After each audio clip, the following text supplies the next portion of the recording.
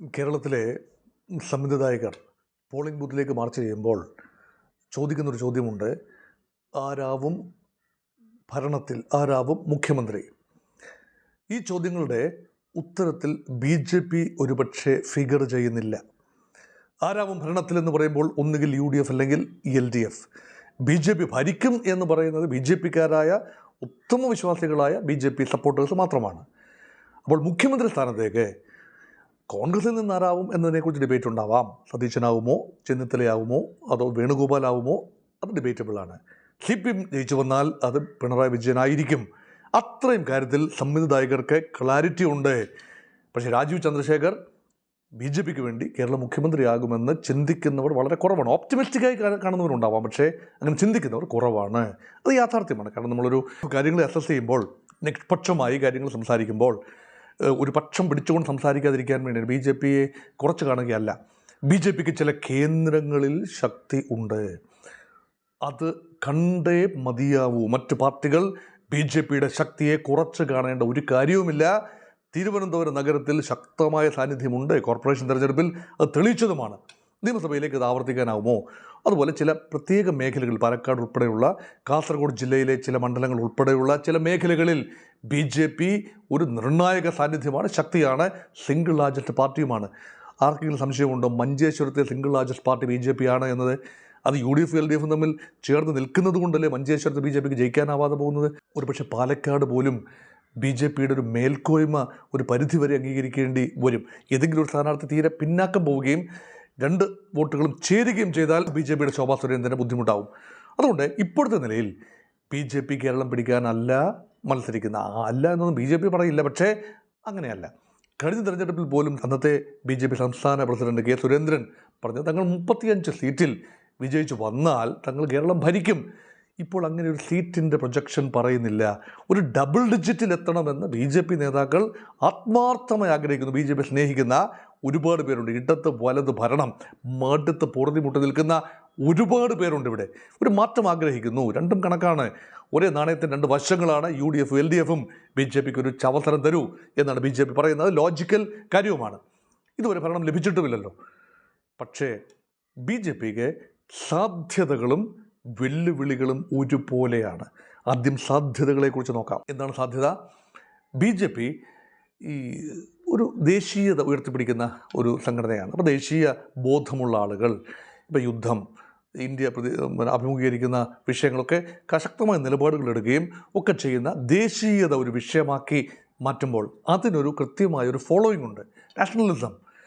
അതോടൊപ്പം തന്നെ ഹിന്ദു മതത്തിൻ്റെ ചില വിഭാഗങ്ങൾ, പ്രത്യേകിച്ച് മൊത്തത്തിൽ ഒരു വിശ്വാസ സംരക്ഷണത്തിന് ഏറെ പ്രാധാന്യം നൽകുന്ന ഒരു കക്ഷി എന്ന നിലയിൽ ഒരു ഹൈന്ദവ വോട്ട് എക്കാലത്തും BJPയുടെ ബെഡ്റോക്കാണ്. ഒരു വലിയ ഒരു അടിസ്ഥാനമാണ്.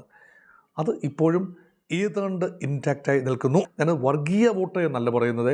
ഹൈന്ദവ വോട്ട് സ്വാഭാവികമായി വരാൻ കഴിയുന്നത് BJPക്കാണ്. ഹൈന്ദവ താല്പര്യ സംരക്ഷണം, ക്ഷേത്രങ്ങളുമായി ബന്ധപ്പെട്ട്, വിശ്വാസ സമൂഹവുമായി ബന്ധപ്പെട്ടൊക്കെയുള്ള വോട്ടുകളാണ് ഉദ്ദേശിക്കുന്നത്. ഇതെല്ലാം പോസിറ്റീവാണ്. അതുപോലെ കേരളത്തിലെ single largest community, Hindu community is Ezhava. Kerala ജനസംഖ്യയുടെ ഒരു 27% വരുന്ന സിംഗിൾ ലാർജസ്റ്റ് സെഗ്മെൻറ്റ് ഏതാണ്ട് N ബ്ലോക്ക് പരമ്പരാഗതമായി CPMൻ്റെ വോട്ടേഴ്സായിരുന്നു, അല്ലെങ്കിൽ ഇടതുപക്ഷ സഹയാത്രികരായിരുന്നു. അവിടെ നിന്നും കാര്യമായ മാറ്റമുണ്ടായി. കാലാകാലങ്ങളിൽ ഈഴവ വോട്ട് CPMൽ നിന്നും ചെറിയ തോതിലകന്നു, ഇപ്പോൾ വലിയ തോതിലകന്നു. 2024 ലോക്സഭാ തെരഞ്ഞെടുപ്പ് നൽകുന്ന ചിത്രം അതാണ്. അതിനുശേഷമുള്ള തദ്ദേശ തെരഞ്ഞെടുപ്പിൽ പോലും ചെറിയ സ്പ്ലിങ്കിങ്ങൾ കാണാൻ കഴിഞ്ഞു. തദ്ദേശത്തിൽ ലോക്കൽ ഇഷ്യൂസാണ് പ്രധാനപ്പെട്ടതെന്ന് മനസ്സിലാക്കുന്നു. അങ്ങനെയെങ്കിൽ ഈഴവ വോട്ടിൻ്റെ ഒരു ചെറിയ അംശം നിയമസഭാ തെരഞ്ഞെടുപ്പിൽ CPMൽ നിന്നും BJPയിലേക്ക് എത്തുമെന്ന പ്രതീക്ഷയുണ്ട്. BJP നിർത്തിയിരിക്കുന്ന കാൻഡിഡേറ്റ്സിൻ്റെ പ്രൊഫൈൽ നോക്കുമ്പോഴും അത് ഈഴവ വോട്ടുകൾ ശ്രദ്ധിക്കുന്നു, വലിയ ശ്രദ്ധ കൊടുക്കുന്നു എന്നാണ് കാണുന്നത്. അത് LDFന് വലിയ ക്ഷീണമാണ് തെക്കൻ ജില്ലകളിൽ ഉൾപ്പെടെ ഉണ്ടാക്കാൻ സാധ്യത. അതാണ് BJPയുടെ മറ്റൊരു പ്രതീക്ഷ. മോദിയുടെ ഗ്യാരൻറ്റി, മോദിയുടെ നേതൃത്വം, ഇല്ലേ, ഡബിൾ എൻജിൻ, ഇതെല്ലാം തന്നെ പ്രചരണത്തിന് വേണ്ടി ഉപയോഗിക്കുന്നു. കേരളത്തിൽ BJPക്ക് എന്തെങ്കിലും പ്രാധാന്യം ലഭിച്ചാൽ കേന്ദ്രം കനിവോടുകൂടി കേരളത്തെ കാണും. വലിയ നേട്ടമായിരിക്കും കേരള സംസ്ഥാനത്തിന് ഉണ്ടാവുക. അതാണ് ഡബിൾ എൻജിൻ കോൺസെപ്റ്റ്. പക്ഷേ ആ ഡബിൾ എൻജിൻ കോൺസെപ്റ്റ് എത്രത്തോളം കേരള ജനത വിശ്വസിക്കും എന്നതാണ് ചോദ്യം. ബി ജെ പി ഇന്ന് അഭിമുഖീകരിക്കുന്ന ഒരു വൈതരണിയുണ്ട്. കേരളത്തിലെ ബി ജെ പി, ഇന്ത്യയുടെ ബി ജെ പി കൺസോളിഡേറ്റഡ് ആണ്, സ്ട്രോങ് ആണ്, സ്റ്റേബിളാണ്, സെക്യൂറാണ്. ബി ജെ പി കേന്ദ്രത്തിൽ പുറത്താക്കാൻ കോൺഗ്രസും ഇന്ത്യ മുന്നണിയും അത്യധ്വാനം ചെയ്യേണ്ടി വരും. ക്ഷിപ്രസാധ്യമായ കാര്യമല്ല. കേരളത്തിൽ പക്ഷേ Kerala B J P is phasing A huge crisis. കാരണം പറയാം, കേന്ദ്രം ഉദ്ദേശിച്ച ഒരു രീതിയിലുള്ള പിന്തുണ കേരളത്തിൻ്റെ ബി ജെ പിയുടെ വളർച്ചയ്ക്ക് നൽകുന്നില്ല. ഈ വാഗ്ധോരണിയുണ്ട്. മോദി പല പ്രാവശ്യം വരുന്നു, പ്രഖ്യാപനങ്ങൾ നടത്തുന്നു, ജനത്തെ കയ്യിലെടുക്കുന്നു, കയ്യടി വാങ്ങുന്നു, പോകുന്നു. തിരുവനന്തപുരം ജില്ലയിലെ Thiruvananthapuram corporation B J P പിടിച്ചു. കോർപ്പറേഷൻ പിടിച്ചപ്പോൾ നമ്മളൊക്കെ വിശ്വസിച്ചത് എന്താണ്? ബി ജെ പി കോർപ്പറേഷൻ പിടിക്കുമ്പോൾ കേന്ദ്ര ഫണ്ടുകൾ വൻതോതിൽ തിരുവനന്തപുരത്തേക്ക് ഒഴുകും, തിരുവനന്തപുരത്ത് പാലും തേനും ഒഴുകും. മോദി വന്നു, തിരുവനന്തപുരത്തെ ജനതയെ താണു വണങ്ങി 1 അല്ല 3 പ്രാവശ്യം. പക്ഷേ പ്രഖ്യാപനങ്ങളൊന്നും വന്നില്ല. അപ്പോൾ നമ്മൾ പ്രതീക്ഷിച്ചു വരും, വരാതിരിക്കില്ല, വരാനുള്ളത് വഴി തങ്ങില്ല. എറണാകുളത്ത് വന്നു, കൊച്ചിയിലെ ജനങ്ങളെയും താണു വണങ്ങി നല്ല വാക്കുകൾ പറഞ്ഞിട്ട് മോദി തിരിച്ചുപോയി. നല്ല മാൻഡേറ്റാണ് ബി ജെ പിക്ക് ചിലയിടങ്ങളിലെങ്കിലും കൊടുത്തത്. തൃശ്ശൂർ മാൻഡേറ്റ് കൊടുത്തു, സുരേഷ് ഗോപിക്ക് വിജയം കൊടുത്തു, സ്വപ്നതുല്യമായ വിജയം കൊടുത്തു, 75,000 വോട്ടിൻ്റെ വൻപൻ വിജയം. ഒരു എയിംസ് കൊണ്ടുവരാൻ സുരേഷ് ഗോപി കഴിഞ്ഞില്ല, ബി ജെ പി നൽകിയതുമില്ല. ബുദ്ധിമുട്ടുണ്ടായിരുന്നില്ല കേരളത്തിന് എവിടെയെങ്കിലും, അത് തൃശ്ശൂർ തന്നെ ആകാം, അല്ലെങ്കിൽ എവിടെയെങ്കിലും ഒരു എയിംസ് പ്രഖ്യാപിക്കാൻ ബുദ്ധിമുട്ടോ കടമ്പകളോ ഒന്നും ഉണ്ടായിരുന്നില്ല. അത് സാങ്കേതിക കാരണം പറഞ്ഞുകൊണ്ട് സ്ഥലമേറ്റെടുത്ത് കൊടുത്തില്ല. സംസ്ഥാന സർക്കാരിൻ്റെ ബെല്ലപ്പോക്ക്, തൊടുന്യായങ്ങൾ പറഞ്ഞുകൊണ്ട് അത് നിഷേധിച്ചപ്പോൾ കേരള ജനത അത് ഉള്ളിൽ ഒതുക്കിയ വിങ്ങൽ വലിയ പ്രതീക്ഷയായിരുന്നു. ബി ജെ പിക്ക് വോട്ട് ചെയ്തവർ മാത്രമല്ല പ്രതീക്ഷിച്ചത്, അല്ലാത്തവരും പ്രതീക്ഷിച്ചു ബി ജെ പി വന്നാൽ ബി ജെ പിക്ക് നന്ദി സൂചകമായി എന്തെങ്കിലും ഉണ്ടാവും. പിന്നീട് ഉറ്റുനോക്കിയത് ബഡ്ജറ്റിലാണ്. ബഡ്ജറ്റിലുണ്ടാവും എന്നാണ് പ്രതീക്ഷിച്ചത്. കേരളത്തിന് വേണ്ടി ഒരു പാക്കേജ് ഉണ്ടാകും. ഒന്നും ഉണ്ടായില്ല ഈ ബഡ്ജറ്റിൽ. തമിഴ്നാടിനും ഉണ്ടായില്ല, പിന്നെ മറ്റ് തെരഞ്ഞെടുപ്പ് നടക്കുന്ന ബംഗാളിനോ ആസാമിനോ പോണ്ടിച്ചേരിക്കോ ഒന്നും ഉണ്ടായില്ല. കേരളത്തിനും ഉണ്ടായില്ല. ആമ മുട്ടയാണ് കിട്ടിയത്. ആമയുടെ പ്രചരണത്തിനുള്ള സംവിധാനം ഒരുക്കാൻ കേരള തീരങ്ങളെ ഒരുക്കിയെടുക്കാൻ ചില പദ്ധതികൾ പ്രഖ്യാപിച്ചു എന്നതല്ലാതെ കാര്യമായി ഒന്നും തന്നെ നൽകിയില്ല. എന്തു പറഞ്ഞ് ബി ജെ പി വോട്ട് പിടിക്കും? വികസനത്തിനൊരു വോട്ട് എന്ന് പറയുമ്പോൾ കേന്ദ്രം നൽകാനുള്ള, ബി ജെ പി അധികാരത്തിലുള്ള കേന്ദ്രം നൽകാനുള്ള എന്ത് സാഹചര്യം, എന്താണ് കേരളത്തിന് ബി ജെ പി അധികാരത്തിൽ ലഭിക്കുക? ഈ ചോദ്യം ന്യായമായി ബി ജെ പി നേതാക്കളോട് ജനം ചോദിച്ചാൽ അവരെന്ത് മറുപടിയാണ് പറയുക? ഒരു ബാലികേറാമലയാണ് ഇത് വിശദീകരിക്കുന്നത്. 2, ശബരിമല സ്വർണ്ണക്കൊള്ള ആഘോഷിക്കേണ്ടതല്ലേ? സി പി എമ്മിനെതിരെ ആഞ്ഞടിക്കാൻ ലഭിക്കുന്ന അവസരമല്ലേ അത്? പക്ഷേ അത് ആചാര സംരക്ഷണ സമയത്ത് 2019 ബി ജെ പി അല്ലേ ആഞ്ഞടിച്ചത്? കോൺഗ്രസ് നടത്തിയതിനേക്കാൾ NSS തെരുവിലിറങ്ങി, പിന്നീട് SNDP തെരുവിലിറങ്ങി. ആചാര സംരക്ഷണത്തിന് വേണ്ടി, സ്ത്രീ പ്രവേശനത്തിനെതിരെ നിർബന്ധമായി അമ്മിണിയെ ഉൾപ്പെടെ ശബരിമല സന്നിധാനത്തിൽ കയറ്റി നിർബന്ധപൂർവ്വം പോലീസ് സഹായത്തോടെ CPM-ഉം പിന്നെ LDF-ഉം ഒരുക്കിയ പദ്ധതി അത് പൊളിച്ച് കാട്ടി പൊളിച്ചടക്കിയത് ബി ജെ പി ആണ്. ലോക്സഭാ തെരഞ്ഞെടുപ്പിൽ വോട്ട് ഷെയർ വല്ലാതെ വർദ്ധിപ്പിച്ചു 2019 ലോക്സഭാ തെരഞ്ഞെടുപ്പിൽ. പക്ഷേ അതിനുശേഷം ബി ജെ പി കാര്യമായ അതുമായി ബന്ധപ്പെട്ട് മുന്നോട്ട് പോയില്ല. അയ്യപ്പൻ്റെ സ്വർണം കട്ടത് വൻ പ്രക്ഷോഭമാക്കി മാറ്റിയെടുക്കാനുള്ള സുവർണ അവസരം ബി ജെ പി കളഞ്ഞില്ലേ? പറയുന്നുണ്ട്, മോദി കേരളത്തിൽ വന്ന് പോലും പറഞ്ഞു സ്വർണം കട്ടത് തെറ്റായിപ്പോയി എന്ന്. പറഞ്ഞു വെച്ചതല്ലാതെ ആഞ്ഞടിക്കാൻ ബി ജെ പി കഴിഞ്ഞില്ല. കുറേയെങ്കിലും ചെയ്തത് കോൺഗ്രസും UDF-ഉമാണ്. അപ്പോൾ അവിടെ ഒരു ലിവറേജ് നഷ്ടപ്പെട്ടു. വിശ്വാസ സമൂഹത്തെ കൂടെ നിർത്താനുള്ള വൈകാരികമായി ആളിക്കത്തിച്ചുകൊണ്ട് ഒരുപക്ഷെ തിരഞ്ഞെടുപ്പ് നേട്ടമുണ്ടാക്കാനുള്ള ബി ജെ പിയുടെ അവസരം ഭാഗികമായി കളഞ്ഞു കുളിച്ചു. ഒരു ബ്ലണ്ടറും കൂടെ ബി ജെ പി ചെയ്തു. എന്താണ്? ക്രൈസ്തവ ന്യൂനപക്ഷങ്ങളെ ചേർത്ത് നിർത്തിയെങ്കിൽ മാത്രമേ എന്തെങ്കിലും സാധ്യത ബി ജെ പിക്കുള്ളൂ. അത് മനസ്സിലാക്കണമായിരുന്നു. അതിനുവേണ്ടി ക്രിസ്ത്യൻ ഔട്ട്റീച്ച് പദ്ധതി വളരെ ഭംഗിയായി മുന്നോട്ട് പോയി. ഓരോ പ്രാവശ്യവും പ്രധാനമന്ത്രി നരേന്ദ്രമോദി കേരളത്തിൽ വരുമ്പോൾ ക്രൈസ്തവ സഭാ നേതാക്കളെ കാണാൻ താല്പര്യപ്പെട്ടു. പലപ്പോഴും ആ കൂടിക്കാഴ്ച സംഭവിച്ചു. Christmas, Easter നയതന്ത്രം പൊടിപൊടിച്ചു. കേക്കുമായി വൈനുമായി അരമനകളിൽ കയറി ഇറങ്ങി ബി ജെ പി നേതാക്കൾ കേരളത്തിലും ഡൽഹിയിലും ഒക്കെ. ഓരോ സന്ദർശനം കഴിയുമ്പോഴും എന്തെങ്കിലും ഒരു പ്രശ്നമുണ്ടാകും. ആദ്യം മണിപ്പൂരിൽ പ്രശ്നമുണ്ടായി, മൈനോറിറ്റീസിനെതിരെ, അല്ലെങ്കിൽ കുക്കി മെയ്തി സംഘർഷമാണ്. അതിനൊരു മതപരമായ പരിപ്രേക്ഷ്യം കൊടുക്കുന്നതിൽ കോൺഗ്രസ്സൊക്കെ കുറേയൊക്കെ വിജയിച്ചു. അത് ബി ജെ പി പ്രതിരോധത്തിലായി. ക്രൈസ്തവ വോട്ടുകൾ എന്നതൊരു വലിയ ചോദ്യചിഹ്നമായി. മണിപ്പൂരിൽ പോലും ബി ജെ പിക്ക് കോൺഗ്രസിനോട് അടിയറവ് പറയേണ്ടി വന്നു. മണിപ്പൂരിലെ 2 ലോക്സഭാ മണ്ഡലങ്ങളിലും കഴിഞ്ഞ തെരഞ്ഞെടുപ്പിൽ. അത് കഴിഞ്ഞപ്പോഴുള്ള ഛത്തീസ്ഗഡിൽ കന്യാസ്ത്രീകൾക്കെതിരെ ആക്രമണമുണ്ടായി. അതിൻ്റെ അനുരണങ്ങൾ സംഭവിക്കുന്ന കേരളത്തിലാണ്. ബി ജെ പി ഡാമേജ് കൺട്രോളിന് പരമാവധി ശ്രമിച്ചു. രാജീവ് ചന്ദ്രശേഖറും തിരുവല്ലയിൽ ഇപ്പോൾ മത്സരിക്കുന്ന അനൂപ് ആൻ്റണിയും സംഘടനാ ചുമതലയുള്ള ആളാണ്. ഷോൺ ജോർജും അദ്ദേഹം സംഘടനാ ചുമതലയുള്ള ആളാണ്, പാലായിൽ മത്സരിക്കുന്നു. ഇവരെല്ലാം ചേർന്ന്, എന്തിന് കേന്ദ്രമന്ത്രി ജോർജ് കുര്യൻ ഉൾപ്പെടെ ഇവരെല്ലാം ചേർന്ന് ഫയർ ഫൈറ്റിംഗ് ശ്രമിച്ചു. അതൊന്നും അടങ്ങിയിരുന്നപ്പോഴാണ് ക്രിസ്മസ് കരോൾ സംഘങ്ങൾക്കെതിരെ കേരളത്തിൽ ഒറ്റപ്പെട്ട ഇടങ്ങളിൽ, വ്യാപകമൊന്നുമല്ല, ഒറ്റപ്പെട്ട ഇടങ്ങളിൽ ആക്രമണമുണ്ടായത്. ഓരോ പ്രാവശ്യവും ചിറ കെട്ടി വരുമ്പോൾ ഈ മലവെള്ളപ്പാച്ചിൽ പോലെ വന്ന് ബി ജെ പിയുടെ സാധ്യതകൾ കടപുഴക്കുന്നു. അവസാന ആണി അടിച്ചത് കഴിഞ്ഞ ദിവസമാണ്. ബി ജെ പിയുടെ സാധ്യതകളുടെ മേൽ മധ്യ തിരുവിതാംകൂറിലെ ക്രൈസ്തവരുടെ ഉൾപ്പെടെ പിന്തുണ ലഭിക്കാനുള്ള ഒന്നാന്തരം അവസരം കളഞ്ഞു കുളിച്ചത് FCRA അമെൻമെൻറ്റ് ആക്ട് കൊണ്ടുവരുന്നതിലൂടെയാണ്. എന്താണ് അതിൻ്റെ പ്രത്യേകത? മതസ്ഥാപനങ്ങൾ അല്ലെങ്കിൽ വിവിധ ട്രസ്റ്റുകൾ, മതങ്ങൾ കൺട്രോൾ ചെയ്യുന്ന ക്രൈസ്തവ സമൂഹം, ഇസ്ലാമിനും ട്രസ്റ്റുകളുണ്ട്, ഹിന്ദു സമൂഹത്തിനും ട്രസ്റ്റുണ്ട്, മാതാമൃതാനന്ദമയ ട്രസ്റ്റില്ലേ, സൊസൈറ്റികളില്ലേ, ഇതിലൂടെയൊക്കെയുള്ള വിദേശത്തു നിന്നും കളക്ട് ചെയ്യുന്ന പണം FCRA അക്കൗണ്ടിലേക്കാണ് വരുന്നത്. അതനുസരിച്ച് പ്രവർത്തിക്കുന്ന അക്കൗണ്ടുകളിലേക്കാണ് വരേണ്ടത്.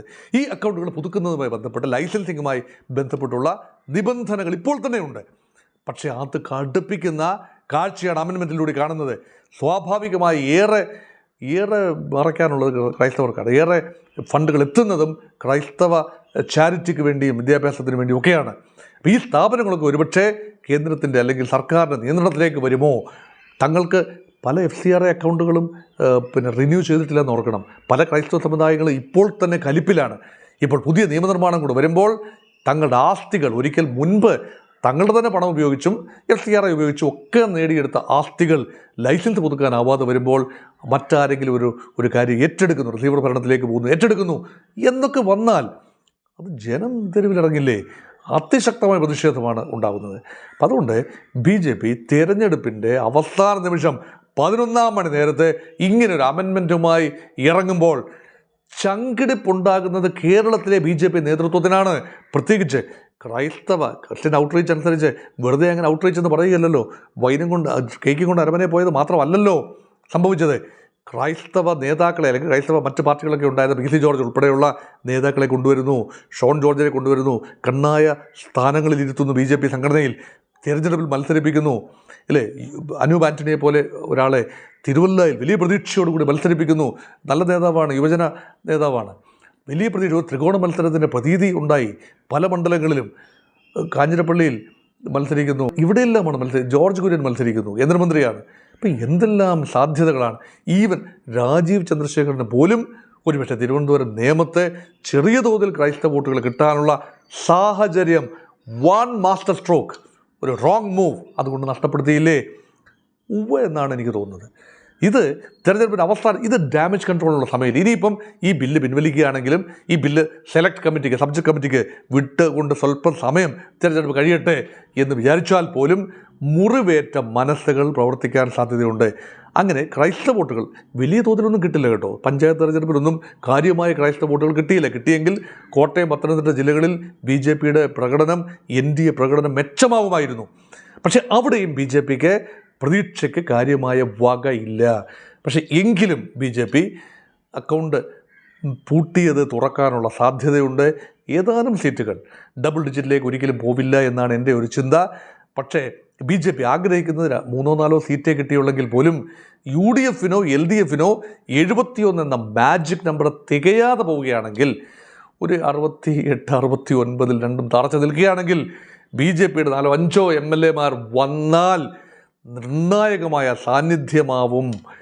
ഇതാണ് BJPയെ സംബന്ധിച്ചിടത്തോളം സാധ്യത. BJP ഏറ്റവും നല്ലൊരു കാര്യം പ്രധാനമന്ത്രി നരേന്ദ്രമോദി പറഞ്ഞു പ്രചരണ മധ്യേ കഴിഞ്ഞ ദിവസം.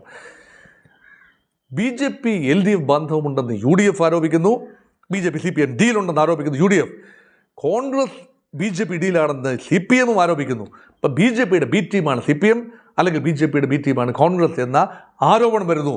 അപ്പോൾ A ടീം ഏതാണെന്ന് സംശയമൊന്നുമില്ലല്ലോ, അത് BJP ആണ് എന്ന് പറഞ്ഞു വയ്ക്കുകയാണ് നരേന്ദ്രമോദി. മസ്റ്റ് ഡിഫീറ്റ് ടീം എന്ന നിലയിൽ BJP തലയുയർത്തി നിൽക്കുന്നു. അപ്പം പരാജയപ്പെടുത്താൻ വേണ്ടി രണ്ട് കൂട്ടരും കിണഞ്ഞ് ശ്രമിക്കുമ്പോൾ തങ്ങളുടെ ശക്തിയെ UDFും LDFും അംഗീകരിക്കുന്നു എന്ന് BJPക്ക് മേനി നടിക്കുകയും ചെയ്യാം. പക്ഷേ ഈ ശക്തിയൊക്കെ വോട്ടായി, ഒരു സപ്പോർട്ട് ബേസിനെ, ഗുഡ് വില്ലിനെ ഇലക്ട്രൽ വോട്ടായി പരിഗണിച്ച് ചെയ്ത് സീറ്റായി മാറ്റാനുള്ള ഒരു സംവിധാനം ഇപ്പോഴും BJPക്ക് ഇല്ല എന്നതാണ് അവസ്ഥ. യഥാർത്ഥത്തിൽ വലിയ പ്രതീക്ഷയോടുകൂടി തന്നെയാണ് തെരഞ്ഞെടുപ്പ് രംഗത്തെ എല്ലാവരും കണ്ടത്. ഒരു ത്രികോണ മത്സരം ഉണ്ടാകും. കേരളത്തിലെ A ക്ലാസ് മണ്ഡലങ്ങൾ ഏതാണ്ട് BJP ഐഡൻറ്റിഫൈ ചെയ്ത 20-25ഓളം മണ്ഡലങ്ങളുണ്ട്. 30,000-ൽ കൂടുതൽ വോട്ടുകൾ ഓൾറെഡി ഉള്ള, കൺസിസ്റ്റൻ്റ്ലി പഞ്ചായത്ത് തിരഞ്ഞെടുപ്പിലും ലോക്സഭാ തിരഞ്ഞെടുപ്പിലും ഒക്കെ ഉള്ള, ചിലരുടെയൊക്കെ 40,000-ൽ കൂടുതൽ വോട്ടുകളാണ്. ഇതൊക്കെ കൺവേർട്ട് ചെയ്താൽ ശരാശരി ഒരു മണ്ഡലത്തിൽ 1,80,000-ഓളം വോട്ടുകൾ ഉണ്ടാകാം. പോൾ ചെയ്യപ്പെടുന്ന വോട്ടുകൾ ഒരു 1,25,000 മുതൽ 1,50,000 വരെ ആകാം. ആ പോൾ ചെയ്യപ്പെടുന്ന വോട്ടുകൾ അവിടെ ഒരു 50,000 മുതൽ 60,000 വരെ വോട്ടൊക്കെ പിടിക്കാൻ സാധിച്ചാൽ, 50,000-ന് മുകളിൽ പിടിക്കാൻ സാധിച്ചാൽ കട്ട ത്രികോണ മത്സരം ഉണ്ടെങ്കിൽ ജയിച്ചു വരാവുന്ന ഒരു സാഹചര്യമാണ്. Equally UDF, LDF, BJP vote split ചെയ്ത് പോയാൽ ഒരു തലപ്പൊക്കം, നിയമം ഉൾപ്പെടെയുള്ള സ്ഥലങ്ങളിൽ അങ്ങനെയുള്ള സാധ്യത BJP കണ്ടു. പാലക്കാട് അങ്ങനെയുള്ള സാധ്യത കണ്ടു. മഞ്ചേശ്വരത്ത് പക്ഷേ കുറച്ചുകൂടി ഈ പോളറൈസ്ഡ് വ്യവസ്ഥയാണ് എപ്പോഴും വരുന്നത്. അങ്ങനെ നാരോ മാർജിനിലാണ് K. സുരേന്ദ്രൻ പരാജയപ്പെട്ടത്. ഏതാണ്ട് 89 വോട്ടിന് 2016 പരാജയപ്പെടുന്നു. 2021 745 വോട്ടിന് പരാജയപ്പെടുന്നു. നാരോ മാർജിനാണ്. അതൊക്കെ കടന്നുകൊണ്ട് ജയിക്കാവുന്നൊരു സാഹചര്യമുണ്ട്. ആ സാഹചര്യമാണ് ഞാൻ മുൻപ് പറഞ്ഞ ചില കാരണങ്ങളാൽ മങ്ങിയിരിക്കുന്നത്. എങ്കിലും BJPക്ക് മെച്ചപ്പെട്ട പ്രകടനം, കഴിഞ്ഞ തെരഞ്ഞെടുപ്പിനേക്കാൾ മെച്ചപ്പെട്ട പ്രകടനം നടത്താൻ കഴിയും. ഒരു നിർണായക ശക്തിയായി BJPയും കടന്നു വരേണ്ടതുണ്ട്. ഒരു 2 ഹോഴ്സ് റേസ് അല്ല കേരളത്തിന് വേണ്ടത്, 3 ഹോഴ്സ് റേസ് തന്നെയാണ്. എന്തുകൊണ്ടായിക്കൂടാ, ഒരു ചേഞ്ച് ആയിക്കൂടാ എന്ന് ചിന്തിക്കുന്ന ഒരുപാട് പേരുണ്ട്. പക്ഷേ അതിന് തക്ക ഒരു സാഹചര്യം ഇപ്പോഴും ഒരുങ്ങിയിട്ടില്ല എന്ന നിഗമനത്തോടു കൂടി നിർത്തട്ടെ.